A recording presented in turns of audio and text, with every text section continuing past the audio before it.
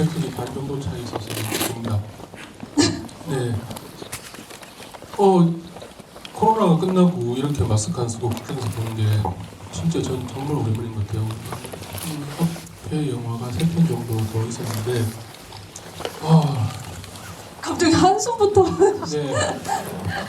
맨 처음 그 개봉할 때 개봉하는 날 아마 한국에 코로나가 이제 걸려서 거리두기가 시작됐던 기억이 나요. 바다를 걷는 소년 때인가? 그쵸, 뼈 아픈 기억들이. 네. 네.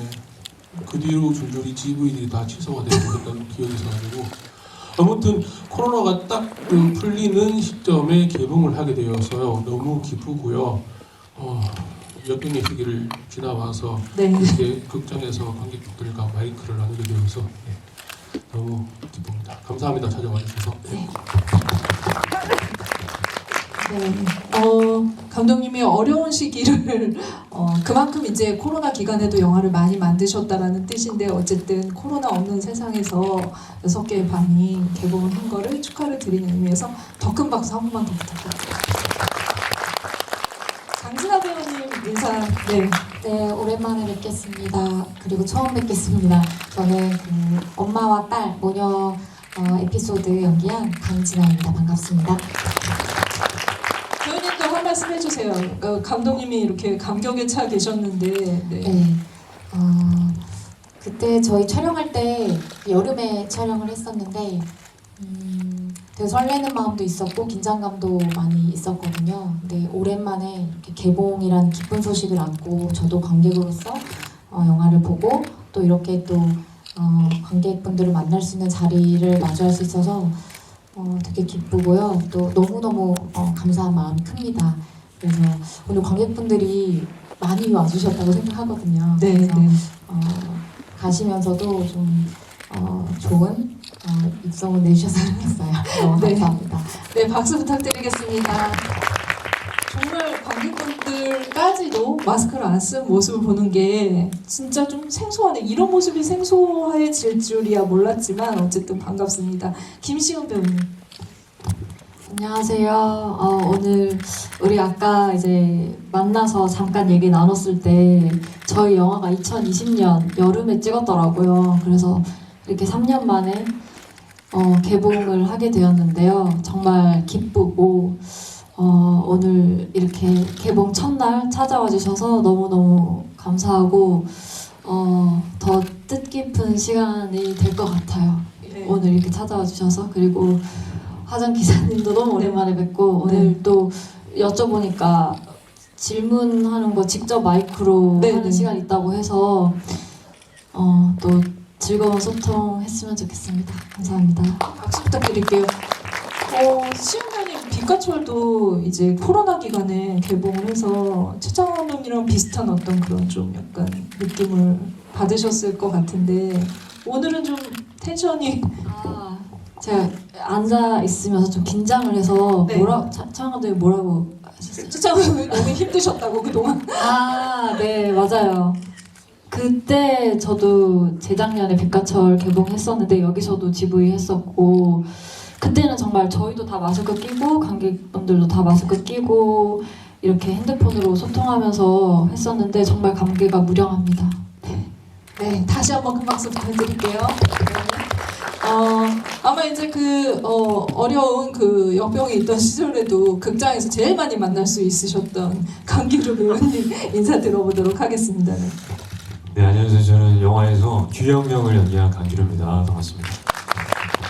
제가 말씀을 듣다가 네. 생각을 해봤는데 그 영화 굉장히 많이 개봉을 했잖아요. 그렇죠. 네, 초록밤도 있었고 정말 먼 것도 있었고 너무 맞아요. 너무 다작을 하시는 또 배우님이셔서 근데 진아 배우랑 함께 출연한 한강에게를 제외하고는 네. 다 코로나에 개봉을 했어요. 맞아요. 생각해보니까 그 잊고 있었어요 지금.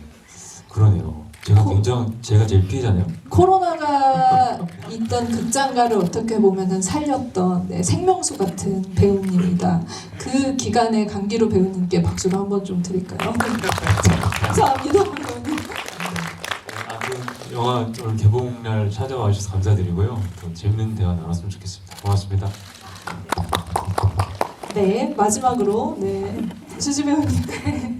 안녕하세요. 저는 수정 역할 연기한 정수진이라고 합니다. 저는 오늘 개봉 날에 같이 영화를 봤는데 작년에 전주에서 처음 보고 오늘 두 번째로 보는 건데 뭔가 살짝 바뀐 기분? 그리고 제 감회도 좀 새롭더라고요. 네. 그래서 이렇게 개봉날 관객분들이랑 같이 영화를 보게 돼서 되게 기뻤고요. 오늘 와주셔서 너무 감사합니다. 박수 부탁드리겠습니다. 네. 저희 인사를 듣는데 그간 2년 반 정도 쌓였던 그런 그 우울감 같은 것들이 좀 날아가는 기분이라는 생각이 들어서 다시 이런 시간을 맞고 싶지 않아요. 진짜 앞으로 쭉 코로나가 없었으면 좋겠다라는 생각을 하고 그 신호탄으로 6개의 밤이 이제 개봉을 하는 게 아닐까라는 생각이 듭니다. 이 작품 굉장히 신기하죠. 뉴욕행 비행기에 탔는데 뉴욕 근처에도 못 간 영화. 심지어 어떤 분은 진짜로 못 가기도 하셨고, 네, 영화에서. 근데 레이오버 호텔이라는 소재가 있고 이 여행과 관련된 것들이 있어서 최창원 감독님이 조금 달라지셨나? 그동안에 좀 이제 그 낭만적인 기운이 많이 묻어나는 이런 작품들을 하시나 보다라고 생각을 했다가 역시 그 비행기에 타고도 땅에 있는 그런 문제점들을 여전히 못 버리고 가지고 오시는구나라는 생각이 들어서 다시 한번 6개의 밤도 최창원 감독님의 5번째 장편이죠. 똑같구나. 사람 변하지 않는다. 특히 감독은 변하지 않는다라는 생각을 했거든요.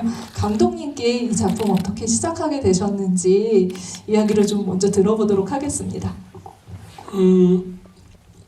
개봉 순서로는 4번째고요. 촬영 순서로는 3번째예요.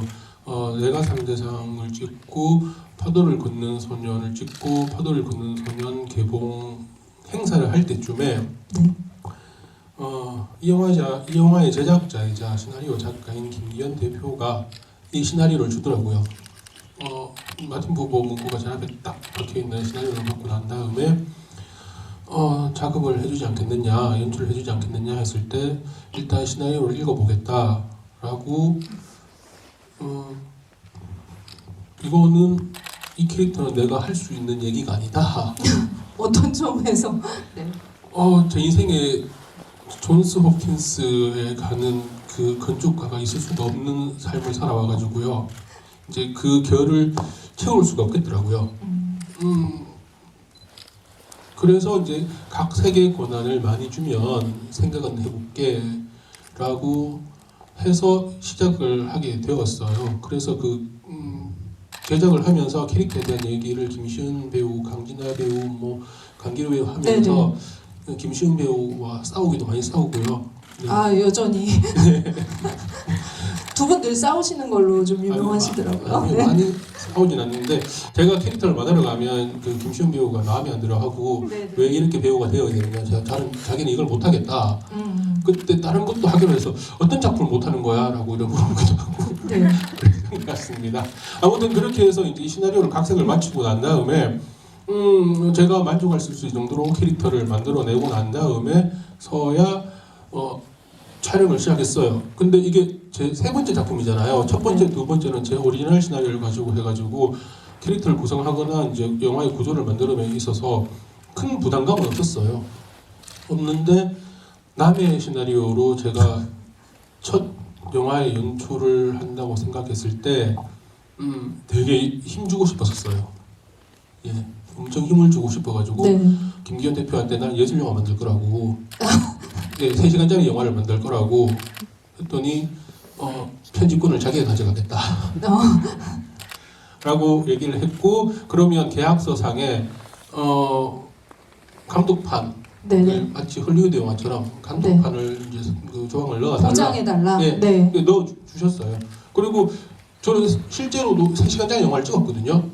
그러면은 지금 이제 그 개봉 버전 말고 앞으로 풀 3시간짜리 영화를 찍고 윤희에게를 편집한 박세영 기사님한테 이게 첫 번째 그 촬영본이 딱 갔어요. 3시간짜리를 찍었는데 편집을 해봤자 2시간 정도 나오겠지 했는데 90분짜리 딱 만들어가지고 근데 재밌었습니다. 90분짜리 이렇게 재밌을 수 있겠구나 라는 생각을 하고 3시간짜리 영화도 있습니다. 기대해 주시면. 네. 네. 그건 언젠가 풀 수 있는 건 거죠? 네, 지금 이 영화에 안 들어가 있는 아주 고독하고 우울하고 쓸쓸한 기운이 넘치는 각자의 모습들이 가득 담겨 있습니다. 아, 지금은 이제 그 어떻게 보면은 이제 그 커플과 아니면 이제 그 처음 만난 연인이라던가 아니면 엄마와 딸이라면 각각의 이야기들이 있는 또 버전이 있다라는. 네. 네네. 롱테이크도 더 길고요. 예. 네, 알겠습니다. 그거는 그러면은 저희가 좀 이 영화의 추이를 지켜보면서 꼭 공개되기를 기다려 보겠습니다. 감독님께 사실 근데 지금 아까 원래 이제 그 각본이랑 이 구상을 하신 대표님이 계시는데 감독님을 가장 마음을 움직였던 부분이 있을 것 같아요. 아까 이제 각색을 하시면서도 어떤 부분을 중점을 두고 싶으셨고 욕심이 나셨는지 이 작품에서. 예, 관계에 대한 얘기였어요. 그 여행지에서 떨어져서 이제 남게 되는 그런 관계들이 폭발하게 되는 지점들이 제가 좋아하는 몇몇의 영화들도 되게 닮아 있었고요. 언젠가는 이런 영화의 얘기들도 한번 해보고 싶다. 역시나 이런 영화의 시나리오는 내가 못 쓸 것 같은데 좋은 시나리오 있으면 할 수 있겠다라는 생각이 있었어요. 그때 마침 이제 김기현 대표가 시나리오를 딱 준 거죠. 네. 아마 이제 지금 오늘 배우님들을 보면 감독님과의 작업으로 감독님의 스타일이나 하고자 하는 이야기들이 익숙하신 분도 계시지만 또 새로운 분도 계신데 배우님들께 시나리오를 제안받았을 때 혹은 이제 아이디어를 같이 공유를 하셨을 때 어떤 반응이셨을지 어떤 느낌이셨을지 이 영화가 어떻게 다가왔는지 좀 얘기를 들어보도록 하겠습니다.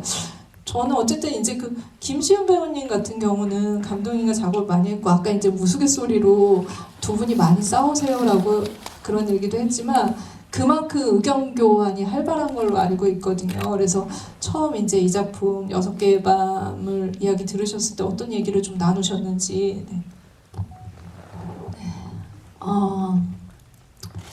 우선 이 시나리오를 받기 전에 먼저 창원 감독님이 쓰신 시나리오에 기루 배우님이랑 같이 또 출연을 하고 준비를 하고 있었어요. 숨어드는 산이라고. 근데 그 촬영 전에 내가 촬영이 또 감독으로 들어갔는데 하면서 이제 주셨던 게 레이 오브 호텔. 네. 그때는 제목이 네네. 레이 오브. 네. 그래서 또 읽고 되게 재밌겠다 생각했어요. 그리고 뒤에 또 같이 또 찍어야 되는데 같은 또 팀으로 뭐 에피소드긴 하지만은 같이 또 찍어봐도 괜찮겠다라는 생각을 했었고 되게 읽으면서 공감이 많이 됐던 것 같아요. 뭔가 이해가 안 되거나 그러지 않았고 일상에서 정말 많이 공감하고 접할 수 있는 이야기 그리고 그런 영화가 되겠다라고 첫 인상이 있었고요. 그리고 아까 감독님이랑 뭐 싸웠다. 근데 해명하시려고요? 그건 것 같아요. 그쵸? 제가 생각하는 게 맞는지 모르겠지만 저도 그런 생각이 딱 이제 영화를 개봉하면서 그때 기억이 한 조각이 있는데 감독님이 아까 얘기한 거랑 맥락이 닿는 부분인데 규영의 인물이 되게 이제 어쨌든 잘 사는 집안의 인물이잖아요. 그렇죠. 네네. 네, 교육도 잘 받고 뭔가 그런 캐릭터를 특히 이제 남성으로서 자기가 좀 이 캐릭터 잘 모르겠다 하면서 저한테 제안을 해주셨던 게 역할을 바꾸자라고 하셨어요. 지원이랑 규영이 네, 완전 다른 모습이 됐을 수 있겠네요. 네. 그러면 이제 제가 이제 지원이 뉴욕을 가자고 얘기하는 인물이고 규영이 한국에 남고 싶어하는 인물로 이제 바꾸는 건 어때라고 제안을 해주셨을 때 제가 정말 죄송하게도 싫다라고 했어요. 싫다가 아니고 정색을 했었어요. 정색을 하고 그때 기억이 나는데 그때가 숨어드는 산 워크샵처럼 그게 그 예전에 그 빨치산 있고 이런 배경이 있어가지고요. 네. 그 합천하고 이쪽으로 저희가 투어를 돌고 이제 같이 워크숍을 했던 기억이에요. 그래서 그 2층이 김시은 배우 방이었는데 정색을 하면서 2층을 올라갔던 기억이 납니다. 네. 잠깐 그러면 강기루 배우님께 얘기 들을게요. 두 분이 저렇게 한마디만 정리를 해야 될 것 같아요.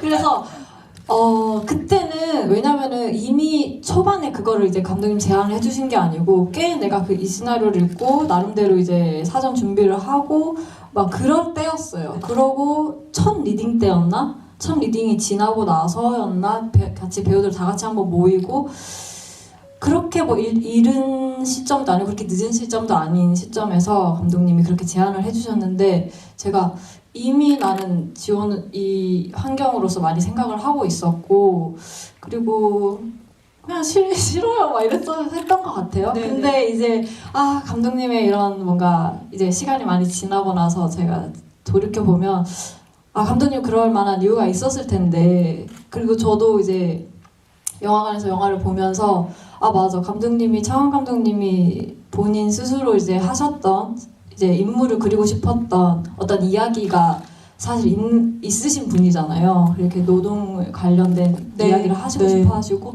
저도 그런 영화를 같이 찍었었고 근데 그때 당시에는 제 성향이 숲을 좀 못 보고 뭔가 이렇게 딱 작업이 시작되면 그것만 이렇게 좀 이렇게 시야가 좀 좁아진다고 해야 되나? 네, 네. 그래서 저도 좀 이렇게 네. 넓히고 싶은데 그때는 막 지원이 막 이렇게 해서 거절을 했었는데 그 이야기인 거죠? 뭐 싸웠다는 게 제 기억으로는 싸운 건 아니고 그냥 제가 행복한 정중히 싸움. 네.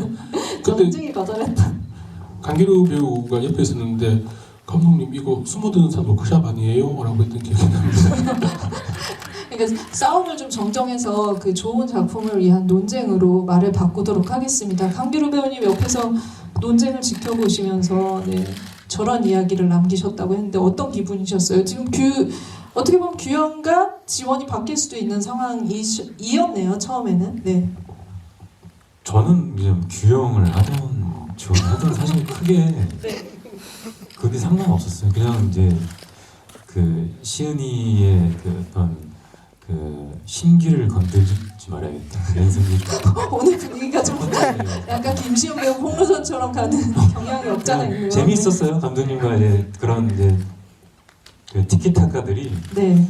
약간 남일처럼 이렇게 보면서 저는 그러니까 어떻게 보면은 감독님과 배우들과의 관계의 역학 구조로 봤을 때 감독님이 워낙 감옥하세요. 그래서 시은 배우님과 유일하게 어떻게 보면은 언어로 소통을 많이 하는 편이고 굳이 따지자면 강기루 배우님이랑은 말을 안 해도 나와 통하는 배우라는 감독님이 그 말씀을 쓰셨거든요. 그래서 지금 그러면은 거의 이제 그 캐스팅 과정이나 아니면은 제안을 받을 때도 눈빛으로 보통 이런 일들이 이루어지는 건가요? 눈빛으로 네. 하면 하진 않지만 네.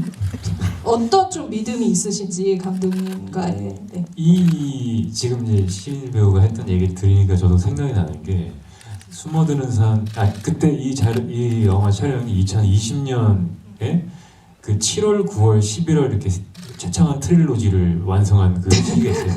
네. 그 작품이 이제 6개의 밤, 숨어드는 산, 침묵카페 온정이거든요. 그렇죠. 네. 근데 숨어드는 산을 하기로 먼저서부터 얘기를 하고 그런 과정에서 감독님이 이것도 읽어봐. 갑자기. 그냥 읽어봤는데 네네. 근데 이걸 먼저 찍어야 돼 라고 얘기를 하셔가지고 그런데 보통 노를 하셔야 되잖아요. 근데 그때는 뭐 지금보다 조금 더 좀 영화를 하는 것 자체가 일이라기보다는 놀이 같았어요 저는 그때는. 그래서 재밌고 또 마음이 잘 맞고 좋아하는 사람과 작업을 하면 더 재밌으니까 이것도 재밌을 것 같아요 하고 참여했던 작품이고 또 시작할 때는 이제 저한테는 숨어드는 산이 뭔가 메인 프로젝트였고 네.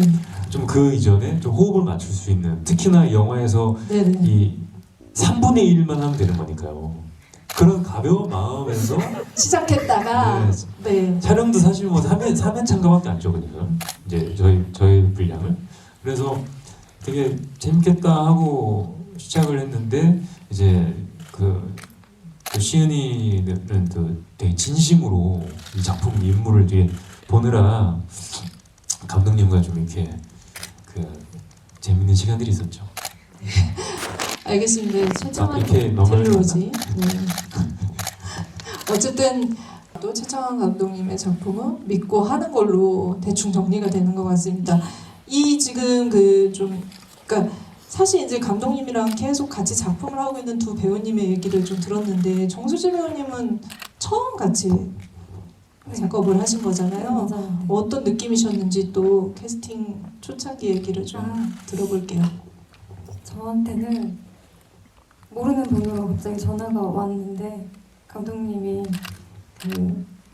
최창원입니다. 갑자기 그러셔가지고 최창원 감독님 스럽네요. 네. 그래가지고 이제 그러다가 대본을 하나 보낼 건데 신 씨가 할 수 있을 것 같은 대본이다 이렇게 하셨는데 저는 감독님이랑 따로 사석에서 얘기를 하거나 만난 적이 없었거든요. 저 혼자 뭐 작업법을 본 적은 있지만 그래서 그냥 감독님이 단편 몇 개를 보시고 연락을 주셨구나 이렇게 생각을 해서 되게 그 전화를 끊고 대본을 받기까지 그 시간이 되게 기억이 나요. 설렜었거든요. 좀. 네. 대체 어떤 대본일까? 네.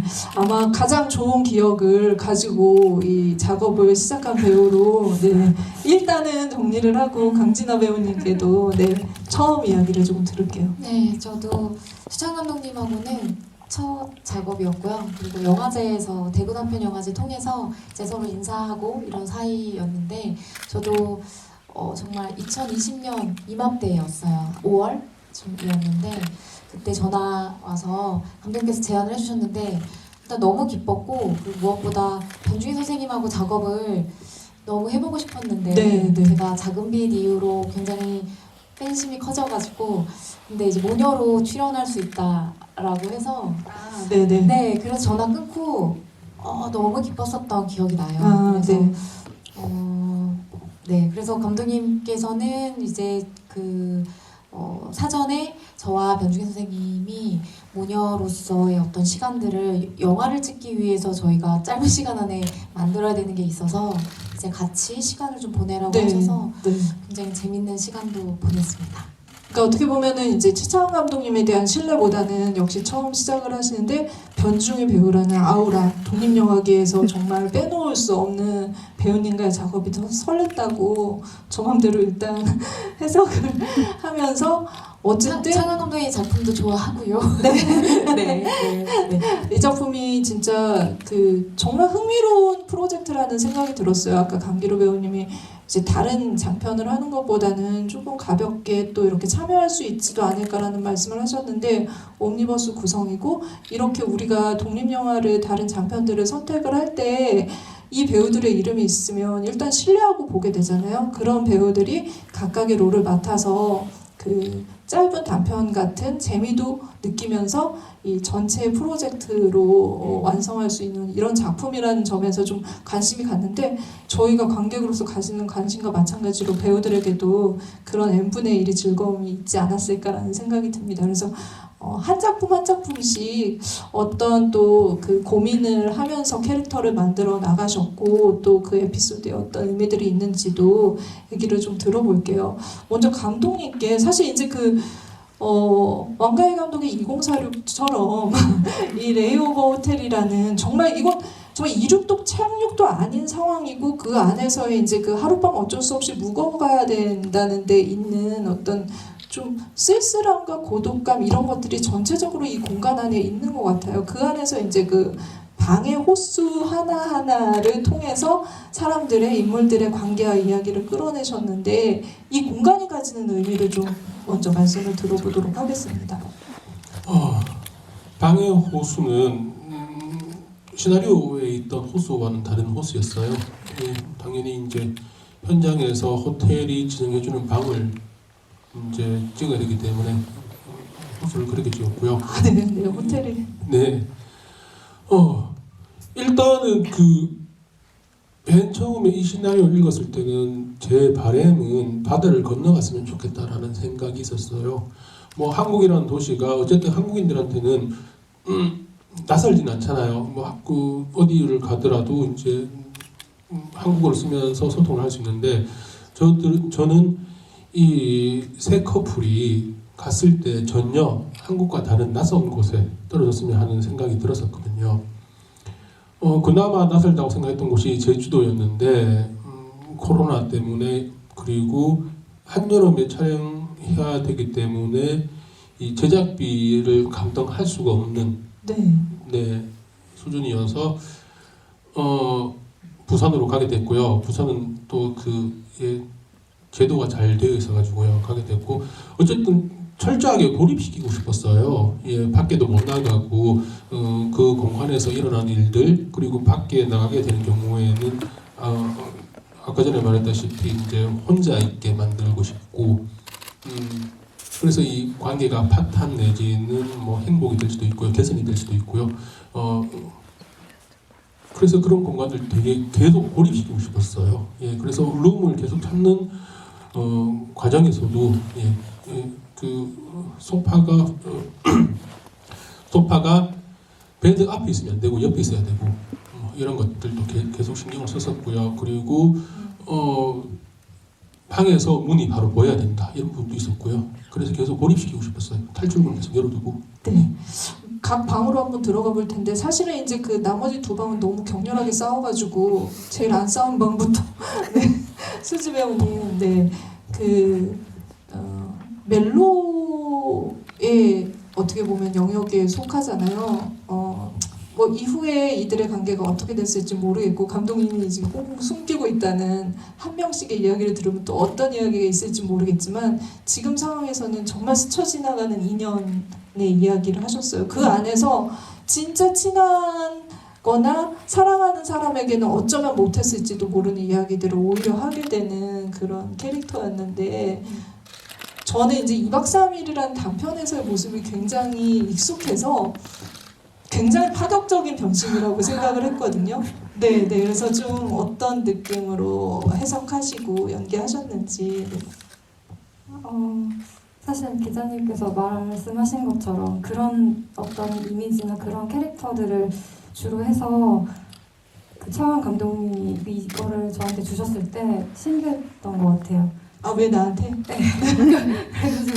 그래서 이제 그 수정 캐릭터가 그 대본에서 써져 있는 거 말고 감독님이 계획한 어떤 그 사람의 외향이라던가 뭐 어떤 그냥 화장법이라던가 어떤 담배를 핀다라던가 뭐 여러 가지 검정색 옷만 입는다던가 그런 설정들을 하나씩 얘기 들을 때마다 아 감독님이 이거를 또 다른 식으로 계획하고 계시는구나 저한테 캐릭터를 주실 때 그게 되게 감사했고 저도 되게 새로워서 그거가 되게 재밌었던 것 같아요. 그런 시도를 하기가 쉽지 않잖아요, 작업에서. 진짜 크리스탈처럼 약간 빛나야 되는데 저는 아까 블랙 의상도 얘기하셨지만 아이라인이나 이런 화장법 같은 것도 완전히 좀 센 캐로 하신 것 같은데 그 설정은 어떻게 좀 나왔어요? 일단 그 뉴욕에서 생활을 하는 사람이라고 처음에는 생각해서 제가 뉴욕을 안 가봐가지고 이걸 어떻게 내가 해야 되나 이런 생각을 했었는데 감독님이 먼저 그거를 저한테 주셨어요. 고스족이라고 이렇게 피어싱이나 아니면은 그 타투나 뭐 화장이나 옷 의상을 되게 블랙으로만 하고 이렇게 스타일 하는 분들 그런 걸 찾아보라고 하셔가지고 처음에 그걸 막 찾아보면서 어떻게 생각하고 계신지 그걸 혼자 많이 그려봤던 것 같아요. 그러면서 좀 걱정도 했고 저한테 안 어울릴까봐. 네, 너무 잘 어울렸다는 생각이 드는데 여러분들도 좀 공감하셨지 않았을까. 뉴요커 같았습니다. 뉴욕에 많이 못 가봐서. 근데 실제로 스킨십 장면 같은 경우는 좀 그러니까 이 각 방마다 이제 하나의 도전 과제들이 있었을 텐데 제일 좀 힘들지 않았을까 싶은데 그 이야기도 좀 들려주신다면. 그게 처음에 계획할 때 이 영화가 롱테이크 영화였기 때문에 그걸 어떻게 처음부터 끝까지 다 오케이를 할까? 이거에 대한 고민을 저랑 한주 배우님이 되게 많이 했었던 것 같고 의외로 그 씬들은 그렇게 어렵지 않게 이렇게 막 동선 맞춰보고 이렇게 어떻게 액팅을 해야 편하고 어떻게 해야 카메라가 언제쯤에 도착하고 이런 걸 되게 계획을 많이 했었는데 오늘 영화 보니까 이렇게 한 거에 비해서 되게 짧더라고요.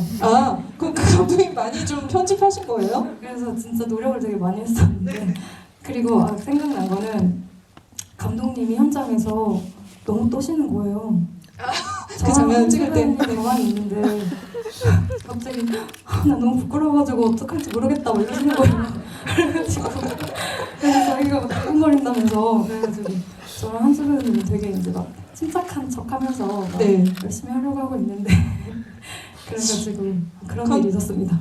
감독님 어떻게 보면 크리스탈 장면에서 가장 격렬한 장면이기도 한데 감독님 왜 떠신 거예요? 아니 그걸 모니터로 보고 있어야 되니까요. 그 수지 배우의 다리를 따라 올라가고 손길을 따라서 입술로 가고 이런 것들을 모니터로 보고 있는 순간들이 어우 이게 배우들한테 어떻게 얘기를 해야 될지 모르잖아요. 그거는 배우들한테 맡겨야 되는 부분이니까. 근데 거기서 손을 다시 이렇게 해주세요, 뭐 다리 이렇게 해요. 말을 못하니까 네. 예, 그런 부분들이 처음에 리허설 때부터 너무 떨렸어요. 예. 되게 귀여우셨어요. 아, 네. 그래서 실제로 키스하는 걸 봐야 되는 거잖아요. 근데 네. 우리는 그런 경우가 없잖아요. 예. 극장에서 보는 거야, 스크린에서 보는 거니까 저는 바로 앞에서 봐야 되는 어떤 그런 부담감이 생기더라고요. 너무 힘든 것 같아요, 그 대신. 예. 그렇지만 꼭 필요하다고 생각하신 거잖아요. 그 장면이 네, 없으면 네. 안 되는 장면이니까요. 어떤 의미가 있는지 감독님 연출자의 해석을 좀 들어볼게요. 수정이하고 그렇게 하룻밤을 지내야지만 이제 수정이가 모든 거를 이제 그게 저는 아빠 얘기하고 이런 것들이 진심일 수도 있지만 그게 가짜일 수도 있다고 생각이 들거든요. 어떻게 하든 결과는 똑같을 것 같아요. 이 수정이가 모든 거를 이제 극복하고 속을 털어놓는 어떤 그런 과정들이 그런 관계가 없었으면 일어나지 않았을 거라고 생각이 듭니다. 네. 아마 이제 그 각 영화마다 정말 배우들에게는 실험일 수도 있을 정도의 긴 롱테이크 장면이 주는 그런 그 도전이 있었을 텐데 1215호죠. 규영과 그 지원의 방으로 가면 사실 지금 이제 스킨십 액션 이제 그 이런 말씀을 하셨는데 거의 이거는 말로 하는 액션의 실험의 장이라는 생각이 들었어요. 그래서 두 배우님께도 그 어떻게 이 작품이 도전으로 다가왔는지 어떤 자극이 되었는지 이야기를 좀 들어보겠습니다. 강기루 배우님 같은 경우는 아마 본인이 한 작품 중에서 통틀어서 가장 그래도 직업이 번듯한 캐릭터이기도 한데 그런 말투나 그런 애티튜드 같은 것들이 캐릭터 안에 배어 있어야 된다고 생각을 했어요. 그 호텔방 안에 있는 동안에도 어떻게 좀 연구하시고 이 역할 하셨는지. 네. 저는 대체로 직업이라는 걸 제가 사람 관계로 판단하기에 어떤 직업을 그 일을 하는 일터에서 하는 직업적인 액팅들을 제외하고는 일단 사람의 모습을 보일 때는 크게 저는 연기하는 입장에서는 직업을 신경 쓰진 않는 편인 것 같아요. 그래야 또 재밌을 것 같다는 생각이 들어서 특히나 이 영화에서는 사실 이제 대사의 정보만으로 뭐 이런 일을 하고 있다일 뿐이지 네. 그냥 이제 짝과 함께 그냥 호텔이 다 하잖아요. 그래서 직업적인 부분에서 사실 신경 쓰진 않았고 이제 이 연인과의 관계에서 특히나 결혼을 앞둔 규영의 마음이 어떨까? 그리고 제가 처음에 대본을 읽었을 때 이 규영의 마음 상태가 어떨까를 이제 연기해야 되는 입장에서 판단을 할 때 좀 그런 생각이 좀 들었었어요. 좀 뭐랄까 피해의식이 좀 가득하고 네. 내가 항상 희생을 하고 있다라는 피해의식. 근데 지원도 지원 나름대로, 규영도 규영 나름대로 최선을 다하고 있는 것 같은데 제가 삼자가라고 물어보기에는 규영은 그게 이제 결혼을 앞둔 시점에서 어떤 불안감, 이 결혼이 과연 맞을까라는 불안감으로 이 싸움을 계기로 이제 터져 나왔다. 그 전까지는 합리화를 하고 살다가 그냥 맞춰갈 수 있을 거야라고 생각을 하고 살다가 그 싸움 중에 그러잖아요. 말 나온 김에 얘기를 해보자면서 다 나와. 그런 것들이 여기서 뭔가 한 번에 터져 나와야 되는데 문제는 이게 원테이크를 촬영을 할 것이고 또 보통 긴 게 아니었어요. 굉장히 길고 또 굉장히 감정적인 씬이었고 네. 분명히 이건 여러 번 찍지 못할 것이기 때문에 내가 연기자로서 내 연기 때문에 NG가 나거나 좀 신뢰가 되면 안 되겠다 싶어서 좀 부담이 컸죠. 그 장면만 찍으면은 저의 에피소드 다 찍었다고 생각할 정도로. 그쵸, 네네. 그래서 리허설부터 최선을 다했어요. 사실 리허설 때 에너지를 다 썼다고 봐야 되죠. 테이크를 몇 번이나 가신 거예요? 리허설 포함해서 3번인가요? 어? 와. 네. 이제 그러고 나서 저도 네. 사실 제발 그만 찍었으면 좋겠다 이렇게 네. 생각을 하고 있었는데 감독님도 도대체 못 보겠다. 대체로 못 보시면 그러네요. 네. 지금 일단 이제 이 방의 스킨십도 못 보겠고 기가 빨려가지고 못 보겠다 하셨으니까. 감독님이 어떻게 찍으신 건데? 한여름이었잖아요. 녹음도 해야 되는데 네. 호텔 방 안에 스태프를 포함해서 한 15명 들어가 있는 상태에서 에어컨도 꺼야 되니까 이 두 사람이 발산하는 이 열이 단내가 난다 그러잖아요. 그냥 풀풀 났었어요. 저는 모니터 보는데 아지랭이가 올라가는 것처럼 보이더라고요. 그래서 이제 두 번째 테이크가 끝났는데 김시훈 배우는 한 번 더 가자고. 네. 오케이 하면 안 될까? 그러니까 시훈 배우가 감독님이 오케이면 그냥 오케이 할게 했던 기억이 납니다. 예. 그러니까 사실은 이제 그 현장도 그렇게 아지랑이가 날 정도인데 여러분들도 이게 어떻게 갑갑함을 관객들한테도 전달하려고 했던 것 같아요. 정말 저 커플이 이 정도까지 싸우고 저들은 화해하지 말았으면 좋겠다라고 할 때까지 밀어붙인다라는 생각이 들었거든요. 시은 배우님께도 지원이라는 캐릭터 그 장면 연기하면서 좀 어떤 그 아지랑이가 피어올랐는지 어느 정도의 그 중압감? 네. 저는 어쨌든 지원이는 규영에 대해서 좀 집안 이제 연애 때는 괜찮았을 것 같은데 결혼이 다가오면서의 약간 그거에 대한 집안에 대한 열등감이 좀 있었던 캐릭터라고 생각을 하고 거기에 좀 주안점을 두고 했던 것 같고 연기는. 그리고 저도 마찬가지로 이거를 감독님이 여기서부터 여기까지 다 롱테이크로 찍을 거다라는 얘기를 듣고 나서 똑같이 이거는 대사 때문에 NG 내면 절대 안 되겠다라는 생각을 하고 호텔 로비에서 촬영 전날인가 오빠랑 밑에서 대사도 막 맞춰보고 했던 것 같아요. 그래서 웬만하면 애드립도 안 하려고 하고 대본대로 하려고 많이 노력을 했었고요. 그리고 실제로 현장에서 정말 덥더라고요. 그리고 여름인데 말 그대로 에어컨도 안 켜고 막 이불도 뒤집어 쓰고 이러는데 막 자꾸 이렇게 열을 내니까 실제로 많이 그 열기가 저도 현장에서 있었고 그래서 리허설을 하고 테이크 2번 가고 이제 감독님이 오케이 해도 괜찮을 것 같다 근데 그거는 잘 기억이 안 나요. 제가 한 번 더 가자고 한 거는 잘 기억이 안 나는데 감독님은 맺히셨나봐요. 기억이 한 번 더 가자고 했어요. 진짜? 저랑 감독님이랑 눈이 마주쳤는데 안 된다. 이건 아니다. 제가 좀 이렇게 열정이 많은 사람인가 아무튼 그래가지고 근데 너무 저는 이제 사실은 이런 막 싸우는 씬에서 이렇게 막 클로즈업도 가고 막 원샷도 가고 하는데 이게 이렇게 카메라가 이쪽으로 갔다가 하는데 사실 이제 모니터링을 못했죠. 너무 긴 걸 우리가 모니터링을 할 수가 없으니까 현장이 또 바쁘고 그래서 이제 전주 작년 영화제 때 딱 봤는데 저는 사실 너무 재밌었어요. 그 장면이. 그리고 오히려 내가 얘기하고 있는 중에 듣고 있는 규영의 얼굴이 잡히거나 이렇게 할 때도 그런 막 나는 퍼붓고 있는데 듣고 있는 이 사람의 얼굴이 잡히고 막 이런 것들이 되게 롱테이크만이 가진 어떤 매력이다 라는 생각이 들어서 너무 흡족하게 생각하고 있습니다. 네. 그 장면 찍고 나서 그 수영장 장면이 이후에 찍으신 거예요? 아니면은 수영장 장면 먼저 찍고 제 기억으로 먼저 찍은 것 같은데 수영장 장면 순서로 그쵸? 반대가 됐었어야 되는데 그죠? 네, 순서대로 네, 찍었어요. 약간 열받고 나서 수영장 장면 찍었으면 더 좋지 않았을까라는 생각이 듭니다.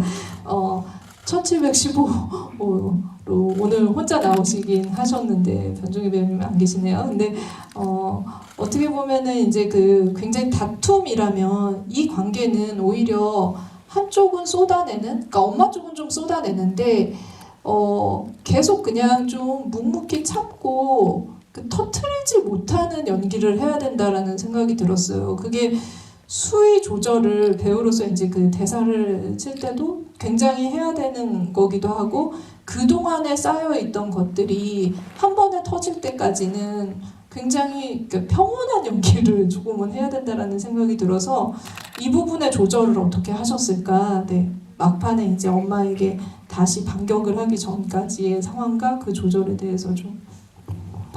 저는 그 유진 연기할 때 좀 신경을 썼던 부분은 그 모녀 관계라고 해서 이들이 뭔가 너무 많은 것을 서로 잘 알고 있다거나 익숙하다는 것에 함정에 빠지지 않으려고 했거든요.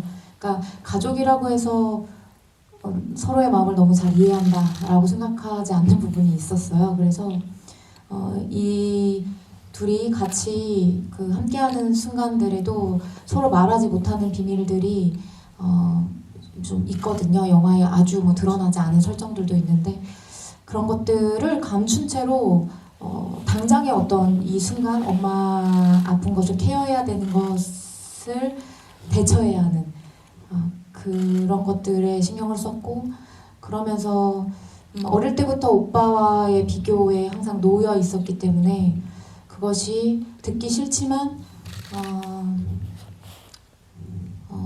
일단은 내 눈앞에 엄마가 나보다 힘적으로나 마음적으로나 약해져 있는 상황이기 때문에 그것이 가장 우선이 됐었어요.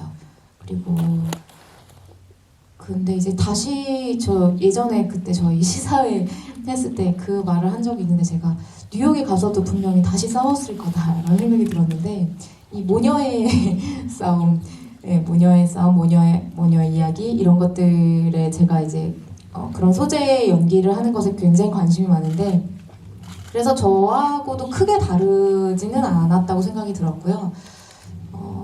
이제 변중희 선생님하고 그래서 오히려 준비할 때는 무엇을 서로 좋아하는지, 네, 그리고 선생님께서도 본인이 딸로서 어땠는지 뭐 이런 얘기, 그리고 어머니로서 현재 어떠신지 이런 네. 얘기도 많이 들려주시면서 되게 좋은 정보들을 많이 주고받았어요. 그리고 선생님의 플레이리스트 틀어놓고 거의 새벽까지 같이 침대에 누워서 얘기 나누고 다 잠들고. 오히려 그 변중희 배우님과 같이 굉장히 이제 마치 모녀이었을 수도 있겠다는 정도로 네. 여러 가지 감정들을 공유하는 과정을 맞아요. 먼저 사전에 하신 거군요. 네, 감독님께서 그걸 제안해 주셨고, 네. 그러니까 오히려 현장에서 이렇게 뭐 대사를 어떻게 쳐라 이런 쪽의 연출이 아니시란 얘기도 뭐 많이 듣기도 했었고, 둘의 관계들을 한번 서로 만나보고 부딪히면서 느끼도록 자리를 마련해 주셨다고 생각해요. 네. 선생님께서 사시는 동네 초대받아서 네. 여행하듯이 하루를 보내기도, 데이트도 하고 그랬었거든요. 네, 그런 네. 시간들이 영화에 저는 묻어났다고 생각이 들었어요. 그래서 도움 받았습니다. 감독님, 그러면은 이제 이 변중희 배우님과 강진아 배우님의 이 에피소드는 사실 못 볼 장면은 없었던 거죠, 감독님이 모니터로. 네. 그렇지만 이게 제가 절대 알 수 없는 감정들이었죠. 제가 또 경상도 사람인데 아까 사무실에서 잠깐 얘기했는데, 저 엄마하고 둘이 있으면 하루 종일 같이 있으면 병날 것 같아요. 아니요, 그건 아니고 한 번은 아니거든요. 밥 먹어라 정도? 정도. 그래서 제가 이거가 관계에 대해서 모녀의 관계 얘기가 너무 힘들었어요. 제가 모르는 얘기니까요. 항상 이런 관계들은 우리 제 입장에서는 텍스트로만 알고 있는, 그리고 드라마나 영화에서 보는 관계였고, 내가 이걸 구현해야 될 때는 모녀의 관계를 제가 어떻게 알겠습니까? 예. 그래서 저는 이 영화에서 나올 수 있는 제 영화적 무드만 엄청 신경을 쓰고, 모든 것은 이제 변중희 쌤과 강진아 네. 배우에게 맡겨야 되겠다라는. 네. 네. 그래서 너무 많은 걸 기대했던 것 같아요. 네. 연애 관계에 대한 얘기는. 네. 그러니까 배우님들의 지분이 정말 그 어느 영화보다도 그 많은 작품이지 않을까. 그 안에서 케미를 통해서 끌어내지는 부분들이 영화에 고스란히 담겼다라는 생각이 들고, 아까 잠깐 얘기 나왔지만 이 영화 6개의 밤이 아니라 레이오버 호텔이라고 제목을 지을 생각도 하셨다고 하셨는데, 저는 지금 이 세 이야기가 다 각자 좀 여러분들도 공감하실 만한, 아 이거 내 이야기랑 굉장히 맞닿아 있어 하는 관계들이 있으실 거예요. 그래서 이 관계들을 계속 시리즈로 더 만들어도 좋지 않을까 이런 생각이 드는데, 일단 이제 여러분들의 질문도 같이 얘기하면서 이야기를 더 나눠보도록 하겠습니다. 오늘 그 질문 주신 분들 중에 선정을 해서 제가 선물을 잠깐만요. 숨기려고 잘 가져왔지. 네. 영화에 너무 잘 맞는 굿즈를 가져왔습니다.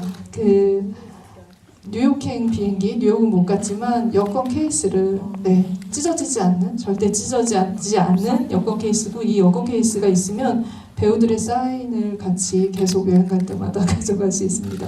네, 약간 내적 환호를 지금 듣고 있는데, 저희 그 마이크도 드릴 거예요. 그래서 지금 오픈 채팅방에 질문들이 올라오긴 했는데, 혹시 먼저 마이크로 손을 들고 같이 얘기 나누고 싶으신 분은 손 들어주시면 마이크 드릴게요. 네. 생각하시는 동안 제가 그 채팅방에 있는 질문을 먼저 좀 소개를 해드리도록 하겠습니다. 네.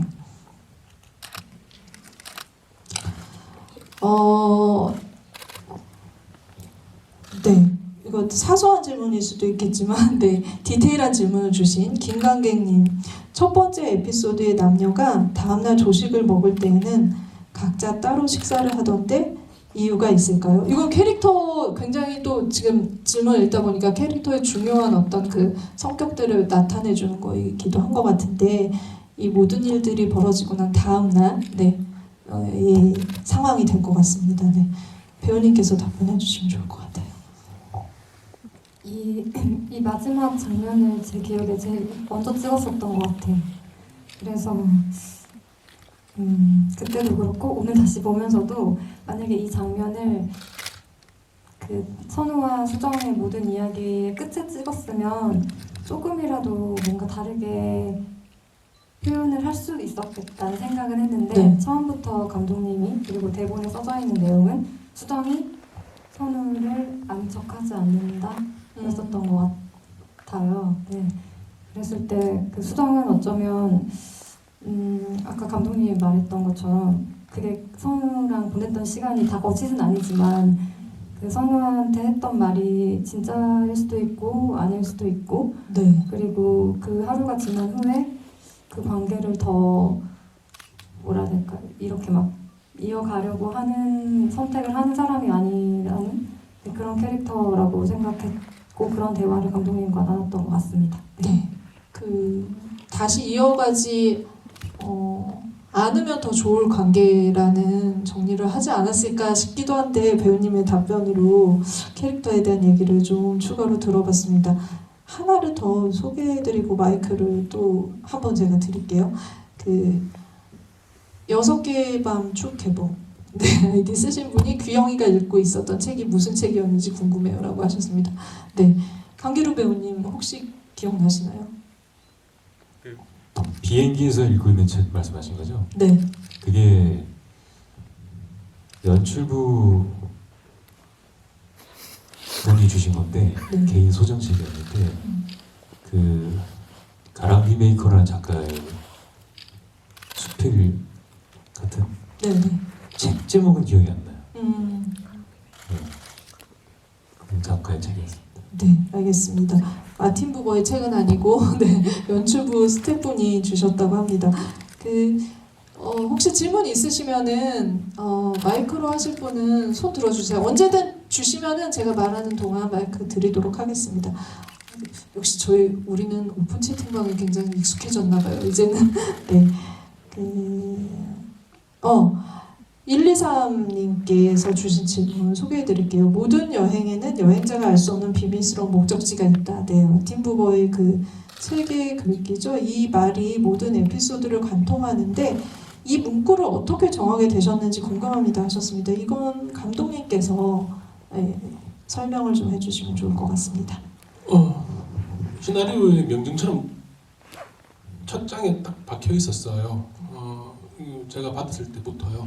그리고 역시나 읽으면서 되게 딱 맞는 말이다 생각했었고, 제가 마틴 부버를 그냥 그 책을 읽어보진 않았었어요. 그냥 보통 아는 독일 유대 철학자 정도 그냥 알고 있었고, 시나리오를 받고 난 다음에 더 안 읽었습니다. 예, 뭐 다른 것들이 생길까봐. 예. 네. 예. 원래 시나리오부터 명령처럼 박혀 있었어요. 근데 이거 김기현 대표가 항상 생각을 했었대요. 제가 알기로는 베를린 가는 레이오버 실제로 예. 베니스인가 베를린 가는 레이오버에서 이 이야기가 떠올랐고 이것을 시리즈로 기획하고 있다고 했었고, 제가 첫 번째 편을 연출을 했었고 작년에 이거를 김기현 대표가 2편을 연출을 했습니다. 그러니까 뭐 레이오버 호텔 2가 되겠죠 아마. 그러면 이제 대표님 이제 연출자로 예, 나오는 감독님이 거죠. 되신 거죠. 네네, 알겠습니다. 그 질문을 다시 배우님들께 좀 드리도록 할게요. 네. 네, 마음이 큰 기루님께서 배우분들 모두 찰떡 같은 캐스팅으로 현실적인 연기들이 너무 좋았는데요. 영화를 보고 내 역할을 제가 한번 해보고 싶었던 혹은 탐났던 역할이 있다면 궁금하다고 하셨습니다. 아마 이제 배우님들도 다른 에피소드의 그 연기들을 보시면서 좀 공감도 하시고 좀 욕심도 나셨을 것 같기도 하고, 아까 이제 바꾼다라는 얘기도 잠깐 나오셨었잖아요. 어떤 역할을 좀 해보시면 좋았을지, 그리고 또 이제 그렇게 했다면 어떤 다른 캐릭터가 나왔을지 좀 얘기를 들어보도록 하겠습니다. 네. 진아 배우님 먼저 드릴까요? 네. 생각해 본 적은 없는데요. 네. 영화 보면서 강기루 배우가 했던 역할 네. 해보고 싶다 네. 이런 생각이 들었는데, 그거에 대해서 막 깊이 생각해 본 건 아니고, 롱테이크 촬영이 굉장히 어렵잖아요. 그러니까 찍는 사람도 어렵지만 보는 사람도 쉽지 않을 것 같은데, 제가 그 극장에서 최근에 이 영화를 봤을 때 그 기루가 연기한 규영이 굉장히 진지하게 호소를 하는데 본인의 상태를 관객석에서 굉장히 그것을 비판적으로 웃음이 막 터지더라고요. 그때 우리 영화에서 가장 뭐라고 해야 될까, 그 관객들이 웃음 지었던 장면이기도 했고, 네. 뭔가 거기서 사람들이 막 더 어떤 또 실생활에서 만난 적 있거나 혹은 본 적 있는 어떤 일을 만난 것 같더라고요. 저 영화 인물을 통해서. 네. 그것이 그냥 단순하게 부러웠던 것 같아요. 네, 그리고 그런 것들에서 규영을 연기하고 싶다는 생각이 들었습니다. 뭐 저는 개인적으로 이제 그 지원의 대사에 굉장히 공감했거든요. 왜 오빠 혼자 생각하고 오빠 혼자 결정하냐. 그거를 몸소히 보여주는 연기를 하셨는데, 역시나 이제 좀 악역이 좀 탐이 나는 걸로. 네. 네, 맞습니다. 그런 강기루 배우님은 그러면은 좀 다른 역할을 한다면 이한주 배우님 역할 하고 싶을 것 같네요. 네, 들어보도록 하겠습니다. 이제 그 역할도 되게 매력적인데 그 배드신을 소화해야 되잖아요. 네네. 좀 힘들 것 같아요. 굉장히 어려운 연기라고 생각이 드니까. 네. 저도 생각을 해본 적은 없지만 지금 잠깐 생각을 해봤는데, 저는 진아 배우가 연기한 그 역할을 네. 해보고 싶다 생각이 든 게, 제가 뭐 초록밤도 그렇고 제가 출연했던 어떤 영화들에서 극중 엄마와 함께 나오는 영화들이 좀 있었지만 대부분 무뚝뚝한 아들이었어요. 맞아요. 엄마와 소통을 이렇게 짙게 하진 않았었는데, 만약에 저 역할을 제가 연기하고 엄마와 아들의 관계라면 중에서 엄마와 계속 대화를 해볼 수 있는 시간이 재밌을 되지 것 않을까. 같아요. 네. 엄마는 항상 딸만 칭찬했었던 그 설정. 궁금한데요. 딸을 위해서 모든 것들을 다 해주고 네, 오히려 아들이 박탈감을 느끼는 강기루 배우님이 또 이렇게 상냥하게 한다면 어떤 모습일지 잘 어울릴 것 같아요. 네 알겠습니다. 수지 배우님은 있으시죠? 네. 네, 그래서 네. 일단 이 질문해 주셨을 때 네. 작년 전주에서도 이런 질문을 받았던 네. 기억이 나는 거예요.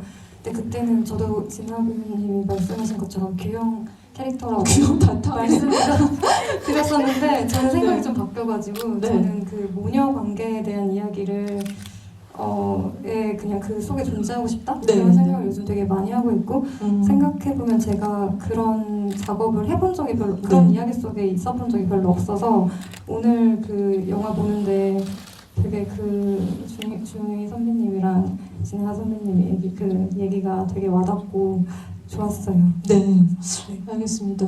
시은 배우님도 혹시 탐나는 역할 절대 바꿀 수 없다 난 지원만 할 거다라고 하셨었는데 진짜 다시 감독님 얘기 들으니까 진짜 그때가 딱 생각이 나네요. 정말 그 펜션에서 네. 그때는 제가 지원을 많이 지원한테 마음이 많이 간 상태였나 봐요. 그래서 지원을 잃고 싶지가 않았나 봐요. 네.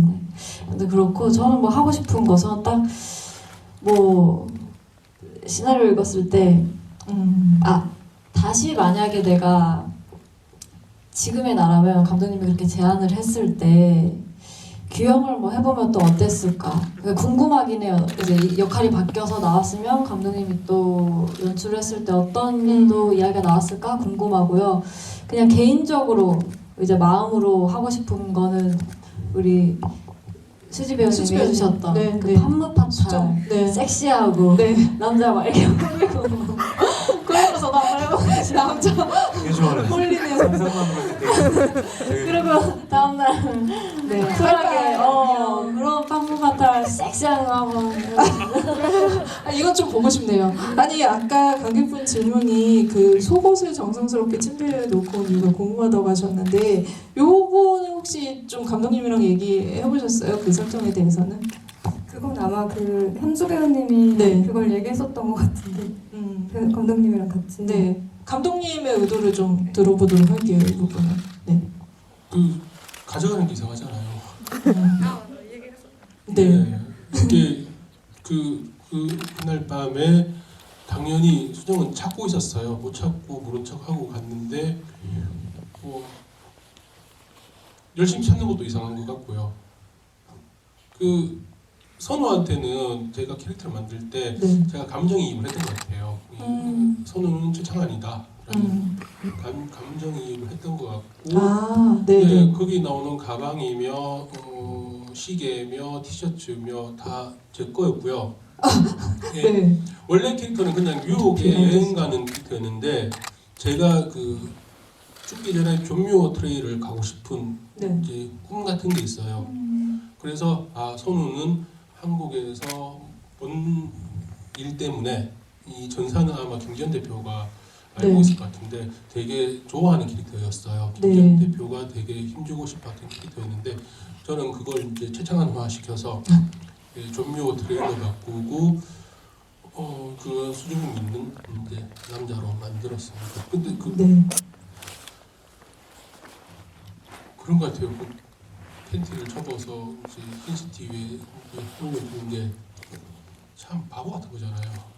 그 떠나야 되는데 남겨줘야 되는데 그거를 좀 휴지통에 또 버리지 않고 마치 네. 그녀가 다시 와서 찾아갈 것 같은 기분, 느낌처럼 네. 공이 접어서 그러나 어떻게 보면 둘 다 이제 다시는 만나지 않겠다는 의지의 표명인 것 같기도 한데 그 이한주 배우님 오늘 자리에 안 계시지만 좀 궁금해하시는 관객분들도 있으셔서 일단 이 이야기가 답변이 되었을 거라는 생각이 들고요. 이 엄지척 제이님이 선우에 대한 얘기를 조금 더 질문을 해주셨는데 그 헤어지면서 포옹할 때 수정 선우에게 귓속말하는 것처럼 보였는데 이 관객에는 들리지 않는 대사가 혹시 설정이 있으셨던 건지 질문을 주셨습니다. 네. 그래서 저도 오늘 다시 보면서 네. 그 거기서 제가 고마워요만 한 줄 알았었는데 네. 그 듀레이션이 상당히 길더라고요. 음. 그래서 제가 그 저번 주에 시사회 하기 전에 대본을 봤었는데 그 비워진 칸에 노래 불러줘서 고마워 이게 써져 있었거든요. 네. 그래서 아마 그 얘기를 했었던 것 같고 테이크를 갈 때마다 다른 말을 했었는데 아마 고맙다는 어떤 거를 웃으면서 했었던 것 같아요. 네. 그런 대화였던 것 같습니다. 알겠습니다. 그 촬영이나 이제 그 연출 방식에 대한 질문도 있으신데 리듬 타는 제이님이 그 인물끼리 대화하는 장면에서 말하는 사람보다 듣는 사람의 얼굴을 오래 보여주시는데 그 이유가 궁금합니다 하셨거든요. 감독님께서 답변해 주시면 좋을 것 같습니다. 보통 우리가 대화를 할 때 상대방을 응시하거나 이야기를 들어주잖아요. 근데 영화에서 보면 항상 말하는 사람만 찍더라고요. 네. 네. 근데 이게 또 이제 롱 테이크니까 그 카메라가 계속 팬을 해야 돼요. 팬을 해야 되는데 맨 처음에 촬영 감독한테 팬을 해라고 하니 촬영 감독 어떻게 팬을 해요? 그래서 의식의 흐름대로 하면 된다라고 했는데 이게 그 촬영 감독님이 항상 제 옆에 있었어요. 그래서 팬할 시점이 되면 제가 등을 탁탁 치고 그랬었는데 모니터를 보면서 제가 느낀 게 저도 배우들하고 같이 연기를 하고 있구나라는 이제 그 저는 카메라로 이제 상상물을 만들어 가는 거죠.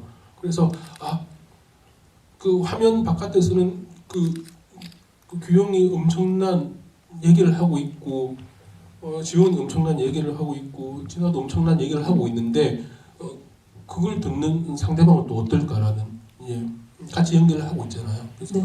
그들의 시선을 따라서 내 카메라가 팬을 해야 되겠다라는 생각을 했던 것 같아요. 네. 그 MH님께서 질문 이거 소개 안 해주시면 계속 올리실 것 같은데 예, 본격적으로 그러면은 질문을 소개해드리겠습니다. 아까 잠깐 이제 그 호텔과 방번호에 대한 의미를 감독님께서 얘기해 주시긴 하셨는데 이 방번호 15번의 의미가 궁금하고 해운대 호텔을 배경으로 삼은 이유가 궁금합니다 하셨습니다. 그리고 강기루 배우님께 그 이상형이 진짜 국밥 잘 먹는 여자인지 궁금합니다라고 하셨는데 아마 이제 이야기에 얼마나 시나리오에 혹시 배우님들의 어떤 그 상황 같은 것도 들어갔는지 감독님의 그 철저한 시나리오로 만들어진 건지 그 얘기도 같이 얘기해 주시면 좋을 것 같아요. 왜냐면 너무 사실 리얼한 그 대사들이어서 아마 이런 질문들도 나오지 않을까 싶습니다. 네. 방번호에 대한 의미는 없습니다. 그냥 분리를 시키기 위한 어떤 하나의 장치 무드였고요. 당연히 이제 호텔에서 지정해주는 방을 찍어야 되기 때문에 결정을 할 수가 없었어요. 그래서 처음에는 그 입구에서 먼저 두 커플 항상 들어가잖아요. 그 방이 세팅되는 순간 그 호수를 찍을 수밖에 없었어요. 예, 그랬었고 규영이가 그 돼지국밥을 좋아하는 거는 시나리오 있었는지 없었는지 제가 잘 기억이 안 납니다. 네. 부산에 같이 여행을 가서 국밥을 먹는다는 얘기가 시나리오 거기 시나리오에 아마 다 거의 100% 대본이었어요. 네. 그렇지만 국밥 잘 먹는 여자는 또 좋아하시고 네 국밥 잘 먹는 여자분도 좋아하신다고 합니다. 네. 근데 어쨌든 이게 굉장히 디테일하지만 감독님의 시나리오에 있는 것들을 애드립이 아니라 그 다 배우님들이 소화하신 거로 네 그렇게 생각하면 될 것 같고요.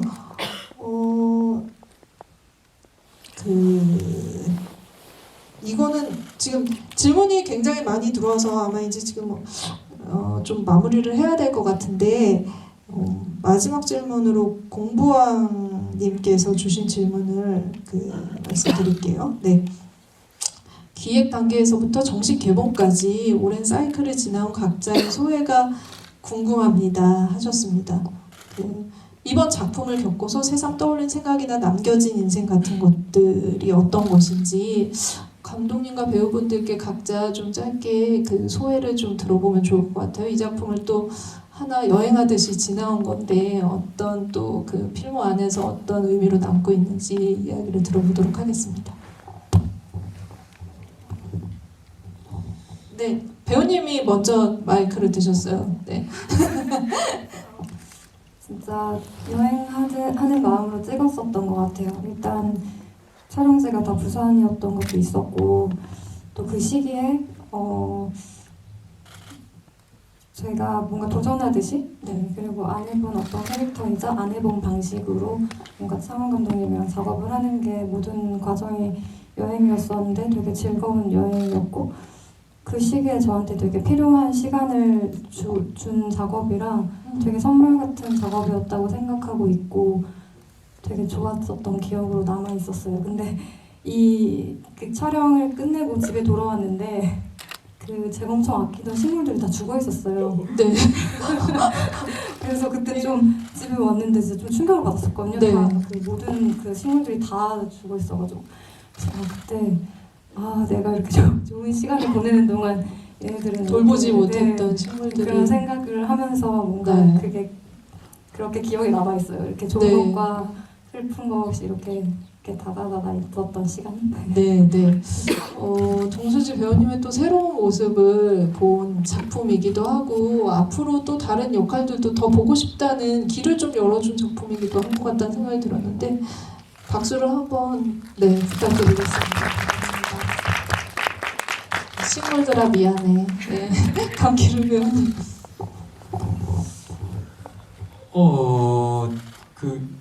글쎄요, 이게 영화와 좀 다른 얘기일 수 있지만 네. 그 연기를 하는 것이 이게 여행을 하는 것 같은 그런 느낌이 들 수밖에 없는 게 이제 저는 개인적으로 어떤 작품이냐, 누구의 작품이냐도 중요하지만 내가 연기할 인물이 어떤 인물이냐 그게 좀 더 호기심이 가거든요. 그런 의미에서 어떤 작품 속의 인물은 저랑 닮아있기도 하고 어떤 인물은 너무 멀기도 하고 네.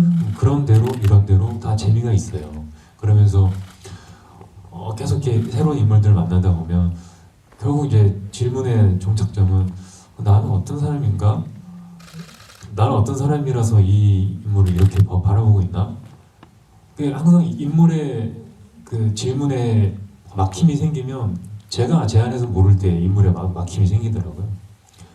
그런 점에서 연기를 하고 인물들을 연기하는 게 영화에 나오는 것처럼 여행 같기도 하고 또 그러니까 일이기도 하지만 또 저의 어떤 재미 일종의 놀이처럼 작업을 하는 것 같기도 하고 특히나 이렇게 친한 사람들하고 함께 작업을 할 때는 더욱이 더 그런 마음이 들고 그렇게 활동들을 하고 있어서 이 작품 또한 그런 어떤 여행과 또 놀이의 일환으로 그중 한 과정이었다 이런 생각이 들고 이렇게 개봉까지 해서 또 다시 또 만나고 너무 좋네요.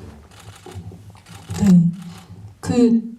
사실 이 짧은 에피소드 안에서 규현이라는 인물의 그 바깥 지금 이제 그 뉴욕행 가는 그 시간이 아니라 다른 시간을 궁금해하게 하는 연기를 한다는 게 정말 내공이 있는 배우가 아니면은 할 수가 없거든요. 근데 최창원 감독님이 역시나 독립영화계에서 가장 어떻게 보면은 연기로 정말 살을 쌓으신 분이잖아요. 강기로 배우님을 잘 잡으셔가지고 이런 우리한테 기억에 남는 작품을 만드신 게 아닌가 싶습니다. 강기로 배우님께도 박수 한번 부탁드릴게요. 네, 김시은 배우님. 네. 결국 코로나가 끝났는데도 우리 직접 이렇게 소통을 귀로 못 들어서 좀 아쉬운데 너무 익숙해졌나 봐요. 저도 직접 이제 통화하고 막 만나는 것보다 이렇게 서면으로 하는 거 되게 편해졌어요. 아무튼 네. 저는 또 소회를 밝히자면 그 서면 인터뷰에서도 썼었는데 그게 기억이 나요. 지금의 지원을 바라보는 저의 생각? 저는 지원이라는 역할이 저랑 되게 많이 닮아 있다라고 생각을 했거든요. 그때 당시에는 되게 욕심도 많고 어떤 면에 있어서 열등감도 있고 지원이처럼 어떤 성격이 막 나올 때도 있고 막 그랬었는데 지금의 또 3년이란 세월이 지나면서 내가 이 좀 객관적으로 나이가 들어서 또 에피소드를 보고 지원을 생각을 했을 때는 예전에 저도 정말 일이 가장 중요했던 사람이었던 것 같아요. 그래서 막 앞만 보고 달리다가 아 이게 내가 막 아무리 열심히 해도 안 되는 게 있구나라는 거를 좀 깨달으면서 좀 지나오는 그런 시간도 보내고 있는데 그러면서 좀 제 주변에 있는 사람들이 되게 또 소중해지고 그러면서 그런 좀 시간을 보내면서 지금의 나라면 만약에 이렇게 사랑하는 남자친구가 그런 제안을 했을 때 그때랑 또 좀 다른 태도와 방식을 취하지 않았을까 그런 생각을 또 해보면서 어쨌든 저는 전체적으로 우리 영화를 다 보면서 다른 에피소드도 너무 재밌게 보고 또 제가 너무 좋아하는 우리 동료 선배 우리 친구들이랑 같이 작업하면서 너무 좋았거든요. 그래서 정말 일상적인 이야기지만 우리 관객분들이 또 보면서 각자의 그런 소중한 일상의 어떤 조각들을 또 떠올리는 시간이 됐으면 좋겠습니다. 네, 오늘 이렇게 개봉 맞춰서 와주신 관객분들 정말 너무 감사하고 재밌게 보셨다면 입소문 많이 중요한 얘기네요. 네. 진짜 지금 오늘 계속 토크하면서도 드는 생각은 지원이 진짜 김시현 배우로 온 것 같지 않고 지원의 고민을 진짜로 얘기하는 것 같은 어떤 사람이 와 있는 것 같다는 느낌이 드는데 최창화 감독님 작품이 워낙 현실에 발을 붙이고 있잖아요. 그 영화들을 그 캐릭터들을 만들어주는데 김시은 배우와의 그 논쟁이 저는 분명히 필요하고 굉장히 많은 영향을 주고 있는 그런 파트너라는 생각이 들어요. 그래서 이번 작품에서도 그런 그 결과들이 나온 게 아닌가 싶습니다. 박수 한번 부탁드릴게요. 네, 오래 기다리셨죠? 네, 강진아 배우님. 저는 모녀 연기도 많이 해봤고 가족 네. 소재 이야기 참 좋아하는데요. 그럴 때마다 내 부모님께 내가 어떻게 대하고 있는지를 자주 떠올리게 되더라고요. 그러면서 연기 이 작업하면서도 이제 그때 사전 준비하면서 변주희 선생님하고 데이트하고 온 날 선생님께서 선생님 키우는 닭이 낳은 달걀을 이렇게 한 세트 주셨는데 엄마 나랑 이제 내 엄마 역할 하신 선생님께서 주신 달걀이야 하면서 뭔가 선생님하고 데이트를 하고 집에 왔는데 내가 엄마랑 보낸 시간이 얼마나 되지? 뭐 이런 것들을 되게 많이 마주하거든요. 그런 거 보면 좀 되게 아이러니한데 되게 많이 배우는 것 같아요. 나 조금 더 다정하게 얘기해야겠다 뭐 이런 것들. 그리고 영화 찍은 지 좀 시간이 됐는데 극장에서 보게 되면 이제 기루 배우님이 말씀하신 것처럼 마침 우리 영화가 여행하고 닿아 있어서 그런지 그 여행 때 찍었던 사진 다시 꺼내보는 느낌 있잖아요. 그런 느낌하고 좀 닮아 있는 것 같아요. 내가 저때 저런 표정을 지었었구나, 저런 말을 했었네, 이런 걸 발견할 때 아주 새삼 기쁘고 좀 연기하는 사람으로서 이거 정말 재밌구나. 근데 그 텀이 되게 길어서 그렇지 그걸 마주할 때가 참 행복하다는 생각이 들었어요. 그래서 기회 주셔서 너무 감사드리고 함께 해주셔서 너무 감사하고 네. 오늘 와주셔서 네. 감사합니다. 네. 박수 부탁드릴게요. 진짜 진아 배우님 얘기하신 것처럼 그 전에 했던 그 작품들에서 그 엄마와 딸의 관계나 가족 관계 이런 작품들로 많은 그 어떻게 보면 경험을 쌓으셨는데 이 작품이 리얼하게 보이는데 정말 꼭 필요한 캐스팅이 아니었나 다시 또 얘기 들으면서 네, 우리 집에 있는 엄마 사랑해 이거 한번 해줘야 되겠다. 네네 여러분들도 네. 교훈까지 얻어갈 수 있는 작품입니다. 감독님 마지막으로 한 말씀 부탁드릴게요. 네, 2020년이죠. 7월, 9월, 11월 연달아 세 작품을 찍었는데 욕심이 되게 많았던 것 같아요. 영화 찍는 게 너무 좋아가지고 시작했는데 이거 끝내고 난 다음에 숨어드는 산 이제 준비를 하는데 아우 내가 미쳤구나 네. 라는 생각을 했었어요. 이제 그것들이 마무리돼 가는 것 같아요. 계속 편집하고 준비하고 했던 것들이 계속 지나가는데 어쨌든 그 코로나 시절 반등했잖아요. 그 세 개 중에 이제 2개는 개봉을 하게 돼가지고 개봉을 하는 순간 제 손을 떠나는 거거든요. 관객들한테 이제 이 모든 몫이 돌아가는 것 같은데, 그러니까 영화 많이 사랑해 주시죠, 동료 영화. 네. 네. 알겠습니다. 감독님께 박수 부탁드릴게요. 오늘 이렇게 그 영화의 감독님과 배우님들이 가득 오셔가지고 또 질문들도 많으시고 굉장히 긴 시간을 보냈는데, 감독님이 미치신 덕분에 그리고 이렇게 정말 그 빨리빨리 다음 작품을 만드는 감독님들이 많지 않으시거든요. 그래서 앞으로도 계속 미치시기를 바라면서 오늘 토크를 마칠 텐데, 아까 시은 배우님 얘기하신 것처럼 입소문, 손소문 많이 내주시기를 바라면서 그럼 저희는 오늘 토크 마치도록 하겠습니다. 감사합니다. 감사합니다.